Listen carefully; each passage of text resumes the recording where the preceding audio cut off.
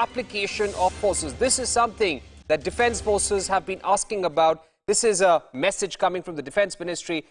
The main objective was to practice and validate procedures and drills of all command forces aimed at defending the Andaman and Nicobar Islands. Snehesh Philip, our Deputy Editor, Strategic Affairs, will be with us. We're getting you pictures of that exercise. You had night para jumps taking place. You had troops coming down from helicopters, amphibious landings of troops by ships. And after the exercise, the Commander-in-Chief, Andaman and Nicobar Command, has applauded all four components for their synergistic planning and precise execution of command plans and urged all to focus on takeaways from the exercise for being fully prepared for any eventuality in future. I wonder if Snehesh is with us.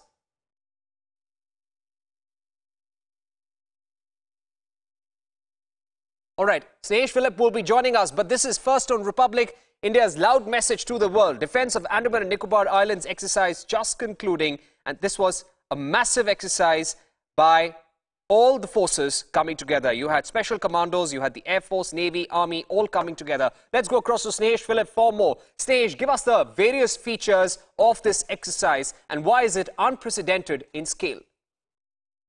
You know, Parikshit, you're rightly calling it the unprecedented exercise because this is the first time when you have a trilateral exercise happening in the Andaman and Nicobar Command. Remember, this is India's first and only tri-service command.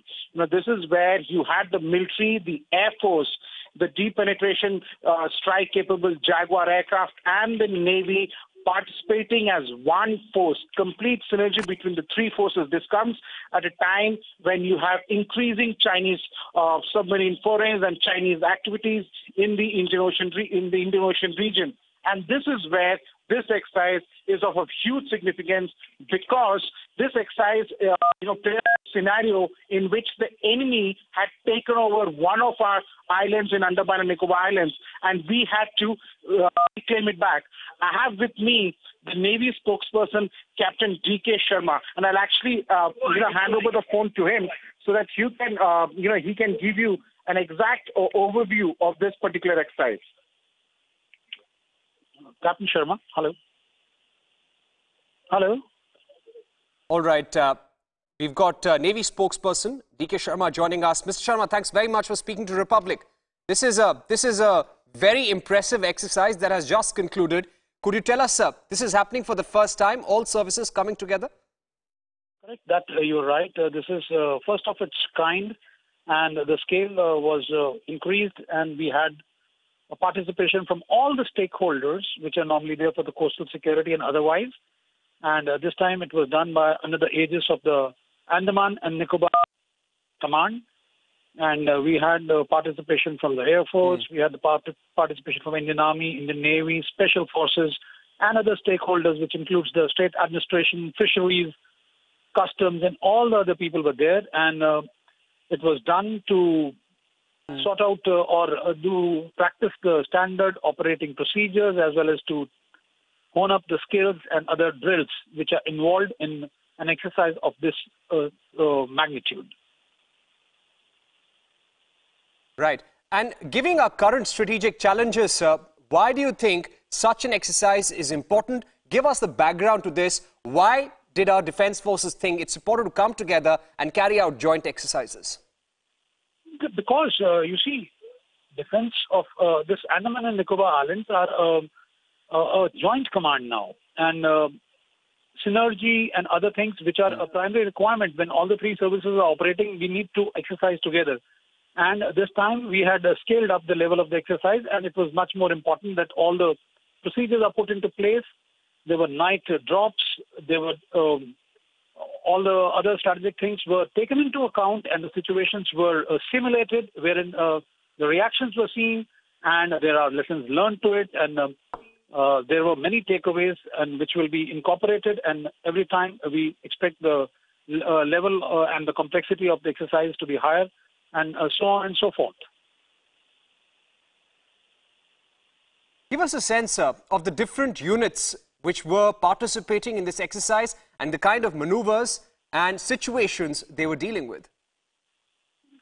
Actually speaking, from the naval side, I will tell you we had landing ship tank large, a landing ship tank medium.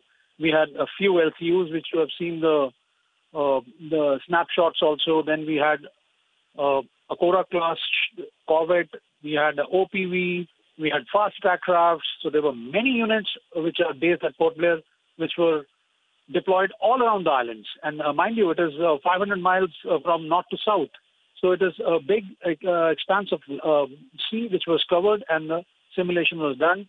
Insofar as Air Force is concerned, we had the fighters coming in. We had the heavy lift strategic aircraft which were there. And from the Army, there was a big participation. BMPs were there, and the Mountain Brigade was there, and there were other special forces also from the Army. How many defense personnel in total, sir?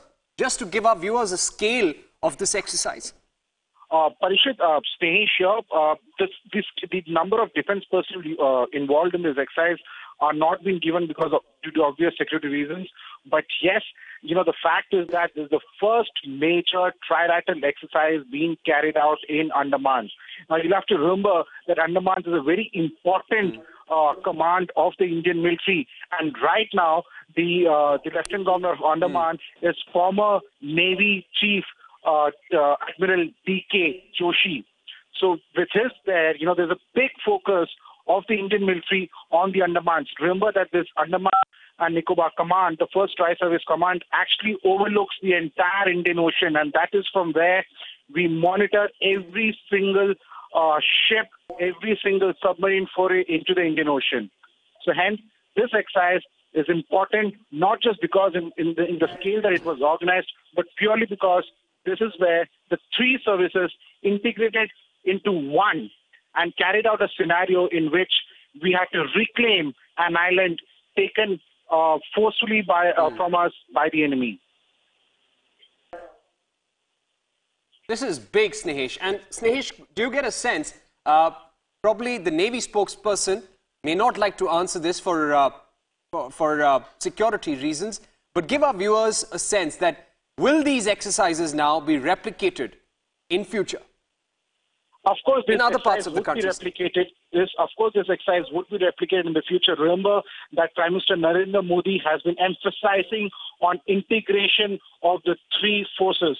So there's a work that is in progress in the Defense Ministry for integration of forces. While we're talking, remember that in this particular exercise, we have the special forces, not only from the Navy participating in it, but also from the Air Force as well as the Army.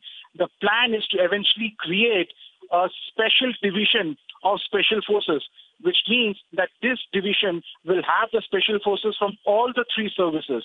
So right now, the government is looking at a major integration plan of the three services and creation of more tri-service commands.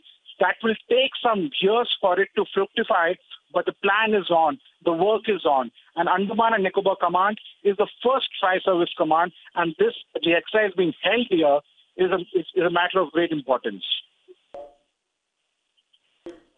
It is a matter of great importance, and this is an agenda-setting story by Snehesh Philip. Snehesh Philip breaking the story much before the competition. Republic's news break being followed by competition, and Snehesh Philip giving us the strategic importance of this, keeping in mind India's current challenges. Snehesh, give our viewers a sense of the kind of exercises our security forces participated in during this 5-day period, and how difficult are such exercises and their importance for a defense personnel. As I mentioned before, the Andaman and Nicobar Command is a tri-service command. This is the first ever tri-service exercise of such a large scale being held under the aegis of this command. And why it is important is because, you have the three forces, the assets of the three forces, including the deep penetration strike-capable aircraft of the Indian Air Force, the Jaguars, the BMPs and special forces from the Army, besides, naval assets of the Navy being used in this particular exercise.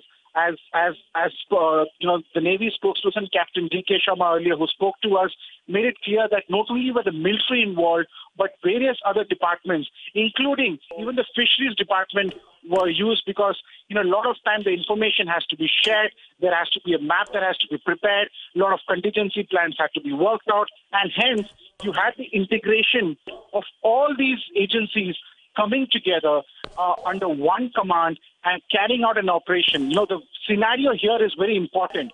The scenario that was exercised out was the fact that an island has been claimed, has been taken over by enemy forces, and the Indian military had to take it back from the enemy forces. So this was not only a defensive move, but also an attack move. So this was the scenario that was played out this time.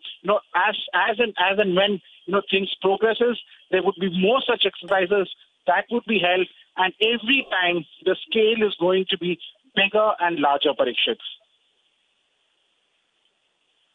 Right, Snehesh Philip, thanks very much for putting this big story into perspective. Snehesh Philip, our deputy editor, breaking the story first on Republic. They work in the hinterland. They work on women from the most marginalized section of society. They empower them with smartphones, and they go out there, get you stories that matter.